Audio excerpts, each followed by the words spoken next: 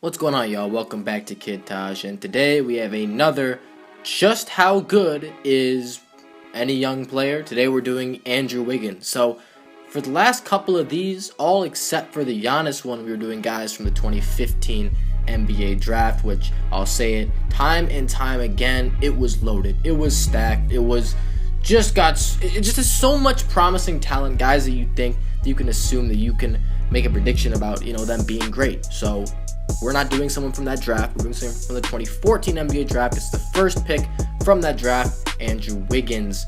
Before I get into this, I just want to say, if y'all enjoy this video, please leave a like, sub if you're new and you haven't already, comment an idea, a player you want to see me do a video on, or just any type of video idea. I'll definitely consider any ideas left in the comments. So let's get going. Andrew Wiggins is a versatile 6'8" swingman out of Kansas, and this guy has improved dramatically since his college days. He came into the league as a guy that people would think of more as a defensive player, but he really showed strides in his first seasons, just scoring the basketball. In his first year, he put up averages of 17 points, less than 5 rebounds, a little more than 2 assists, and that shooting 44% from the field and 31% from the three-point line.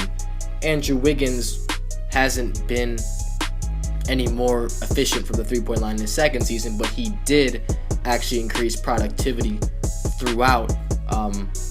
Only really in his scoring, though, and his field goal percentage. The guy averaged 21 points, less than 4 rebounds, 2 assists. He shot 46% from the field, which was better, 30% from three-point, which really wasn't making any progress, and his free throw percentage has been around 76 for his whole career. He averaged 1 steal and 0.6 blocks in each of his first 2 seasons. So there's a lot of ups and downs with Andrew Wiggins. Most of it you can say are ups just because the guy is so young, okay? He's only played 2 years in the NBA. You expect him to get better every year, and the thing is, he did increase his scoring, which is great. In order to stay in the NBA, to have a role in the NBA, to be very good in the NBA, to earn big money in the NBA, you need to be able to put the ball in the basket. And Andrew Wiggins has definitely shown that he can do that, putting up over 20 points per game in just his second season. You can say he got 1 less minute per game in his second season, so that might be why numbers are down, but I don't think that's an excuse to have your rebounding averages down by an entire rebound. I don't get why he hasn't really made strides in the rebound and assist areas. That is one cause for concern. Just because this guy, he isn't already a player that you think of as an all-around offensive guy or just an all-around guy in terms of statistics. Like, you see guys around the league like James Harden or, guys that just stuff the stat sheet like crazy. This guy's 6'8", and he's one of the most athletic players in the NBA, and I find it hard to believe that he can only get 3.5 rebounds in a 35-minute clip. I think that this guy, as a small forward, as an athlete, as a physical specimen, should be getting down there, mixing it up more than he did last season. Maybe, in coming years, he doesn't have to play that role. He's more on the perimeter. I guess I kind of get that. But you'd like to see that more. And the assists. Only 2 assists per game. You'd think that the guy's handling the ball a lot if he's putting up 21 points per game and he's not a spot-up shooter, right? You're not giving the ball to this guy so he can catch and shoot. He's literally creating his shots. So you'd expect more than 2 assists out of him. Obviously, still room to grow. He's very young. He's only played 2 seasons. But, when I calculate or predict what his prime stats are going to be, I take into account that he hasn't improved in either of the rebounds or assists areas, and maybe those prime stats will be a little higher in those areas as he becomes more of a go-to guy. But I just don't see him being a volume rebounder or assister, and the assists are a little bit concerning if you talk about his turnover rate, because last season and the season before he actually averaged more turnovers than assists. That's always something that we see with young players, and that's probably not going to stay that way. You'd like to see him average 3 or 4 or 5 assists in his prime, if he gets to that prime point where he's elite.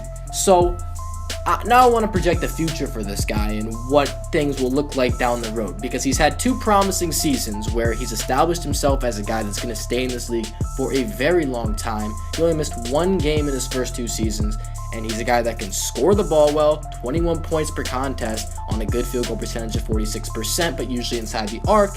And he's a very good defensive player. This guy, under Tom Thibodeau next year and for many years to come, he can develop into a lockdown defensive player and really be a star in this league and a future all-star, I think. I think there's big things for this guy. I'm not going to predict the same things that I predicted for Karl Anthony Towns, but he's got a lot of promise. He can be a great number 2 guy, and I think this team is going to be a dynasty. I think he's winning rings in his career. I think Cat is winning rings in his career. I think those guys are going to get to the finals and win multiple championships later on. But let's talk about Andrew Wiggins specifically. This video is not about Cat. It might have something to do with it because it's basically his number 2 guy for the future. And yes, I do think that Andrew Wiggins will always be, as long as he is on this team, the number 2 guy.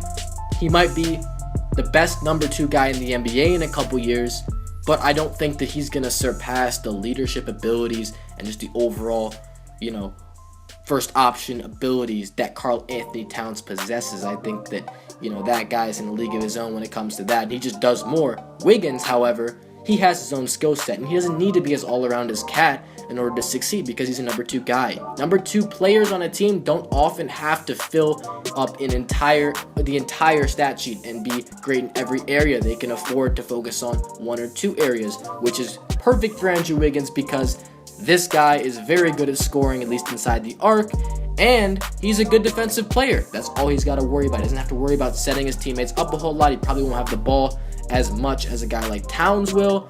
Doesn't need to worry about rebounding, I don't think. It would help him to be good in those areas, and I think he'll get better. But it's not as much of a concern as it is for a guy that's, going to lead a team like this. So let's talk about his prime stats. I'm going to go and say that this guy can put up something like 24, 25 points per game. Maybe even more, maybe even 26. I would say 5 rebounds and 3 assists with very good defense, multiple all-star appearances, and championships. Andrew Wiggins is a guy we can compare to maybe someone, I don't know, along the lines of a Jimmy Butler. I'm saying this because these are guys that know how to score inside the 3-point line. They're very athletic, and they have very good defensive abilities. Andrew Wiggins still needs to develop those defensive abilities, but, Jimmy Butler came into this league as a guy who was defending well, and he became a great scorer inside the arc. And that's something that Andrew Wiggins has already. He's got more bounce than a guy like Jimmy Butler. I mean, probably because, you see this guy going up and throwing down dunks over the tallest and the best big men in the NBA like it's nothing, because that's just something crazy. But this guy, he doesn't exactly have the other rebounding and assist abilities that Jimmy Butler has, which is fine, actually, because Jimmy Butler is a number 1 guy on the team right now, and Wiggins, I don't think he's ever really going to have to play that role unless Cat gets injured, and then, I think he'd still be a pretty good number 1 guy in those games. And I don't think he's going to struggle. I think that he will definitely benefit more playing that secondary role.